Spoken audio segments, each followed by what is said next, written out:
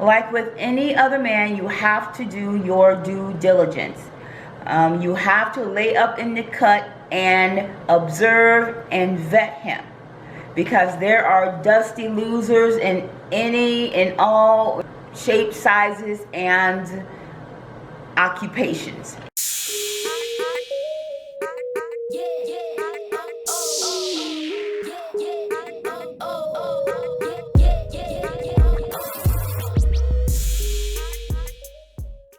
This is T with Pretty and Things. Welcome back to my channel, and if you are new to my channel, welcome.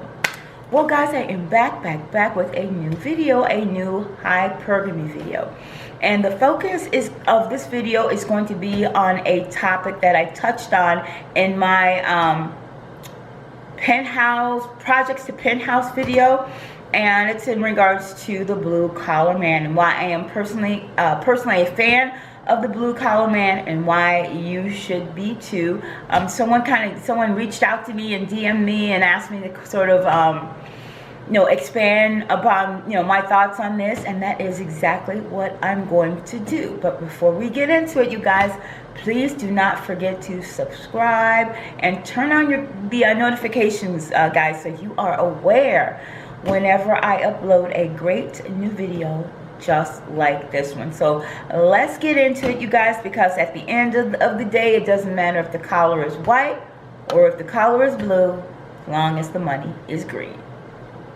So how the blue collar man can be your key to a hypergamous life, and why you must make him work for you.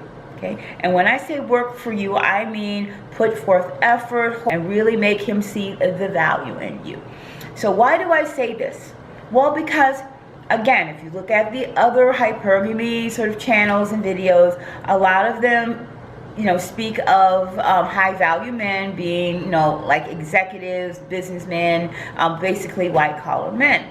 But as I've said previously, you can get that same lifestyle, the same a person with the same assets and that willingness to provide and protect in the gentlemen that are blue collar. And I'm going to explain to you exactly why I feel that that is a great option that a lot of women are sleeping on.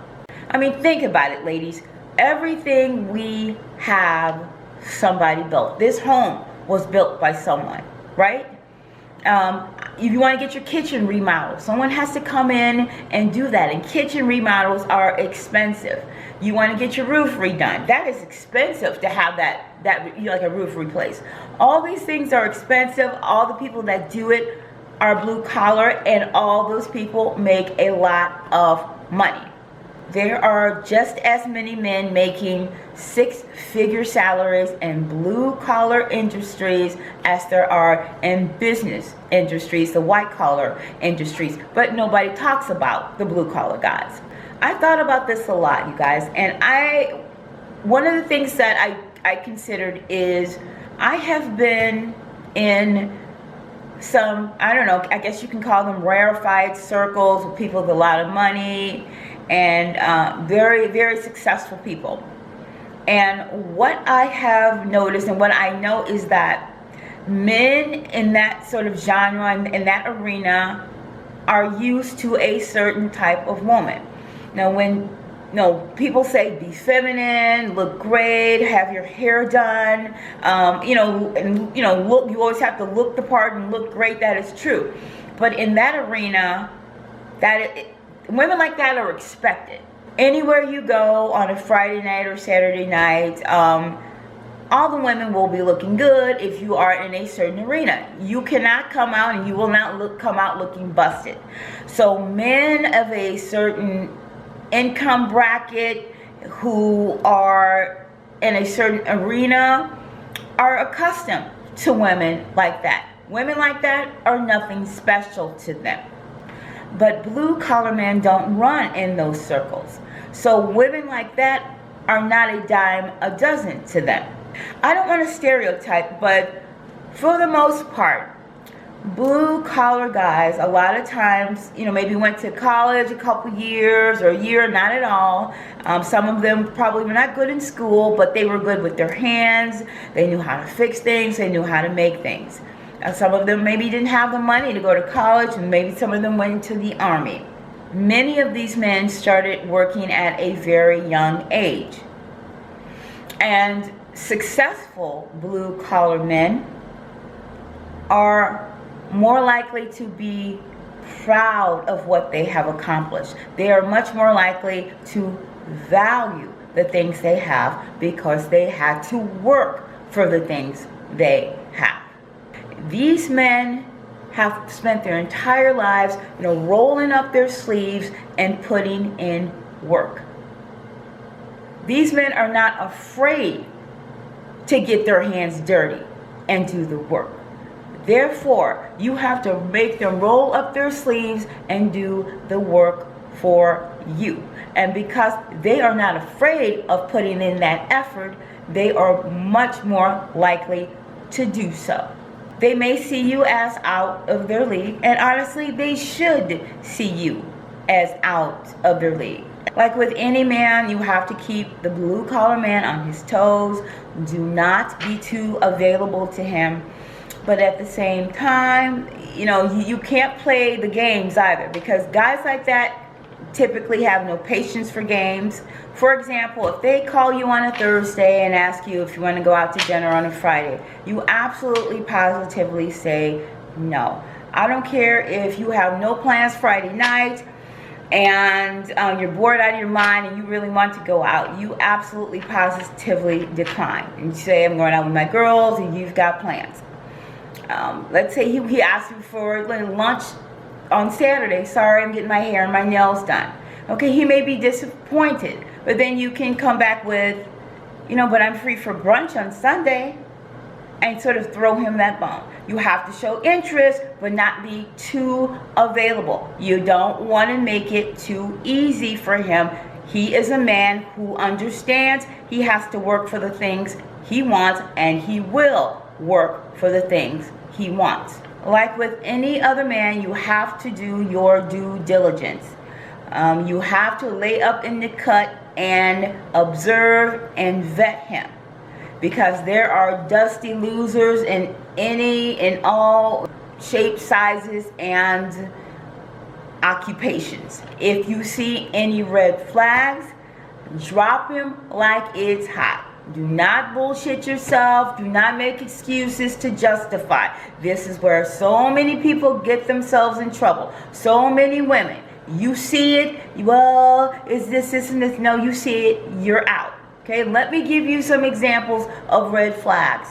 For instance, if he talks bad about his ex, right? If he's blaming her for everything, and she's to blame for this, and she's to blame for that, and he has an intense dislike for his ex, and it's always she did this, she did this, she did that, gone, right there. That's a red flag. Let him go. On the flip side, if he is too friendly with his ex, I mean, if they have children together and he has to, of course, co-parent, that's one thing. But if you get that sense that he is still into her and maybe still in love with her, if she dumped him and he's still feeling a way about that, you got to cut him loose, because you don't want to play second fiddle to anybody. If he is jealous and possessive, cut him loose. And unfortunately, a lot of women make the mistake of saying, if somebody is jealous or possessive, they say to themselves, oh, he loves me, oh, he likes me. A lot of women make the mistake in the beginning as seeing that as a positive thing, because they want to be wanted so desperately that they don't see the red flags. If this man is jealous and possessive and his only interest seems to be you, that's a huge red flag. If you can't meet with him on that Friday night and he gets an attitude and he wants to know what you're doing, who you're doing it with, down to the detail, you got to cut him loose right then and there. That behavior will only get worse. Another thing to beware of is any long-term financial obligation. This is really important. if he is in debt, if he has alimony or spousal support to pay, let's say for the next 6 years. If he has, alimony and spousal support to pay for the next 6 years, plus he's got, 3 children he's got to put through college and maintain a household, that's a red flag. That the 6-figure income he may have may only be, 2 figures. The purpose, the intention, the goal is a come up, right? And if all the money that basically should be in his pocket coming to you is going to somebody else, you're defeating the purpose. And the last red flag that I'm going to mention, and I think it's a red flag a lot of men and women overlook, is kids. If he does not have a good relationship with his children, cut him loose. Don't even bother him. If his children are 16, 17, 18, 19 are grown and they don't fuck with him, that's a bad sign. And I'll tell you why. When relationships end and their children, sometimes, a lot of times, there is bad blood. And sometimes the children, when they're young, the mom can talk bad about the dad and manipulate them and all of that.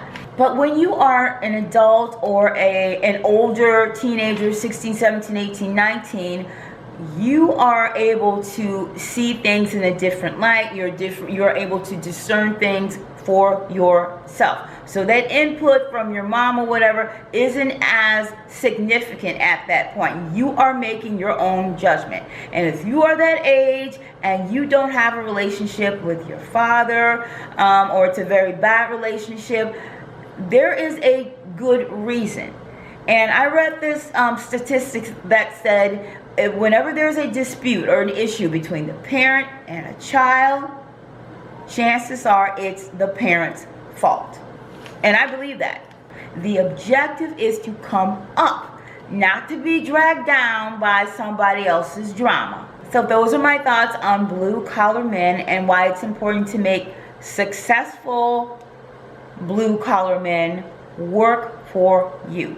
At the end of the day, they are accustomed to putting in that work. They know how to put in that work, and they will put in that work if you are the prize to them. So, you guys, I'm dying to read your comments. I want to know what your feedback is on this topic and on this video. Thank you to the young lady who reached out to me with regards to expanding upon this topic. Again, you guys, if you like this video, don't forget to thumbs it up. So, till next time.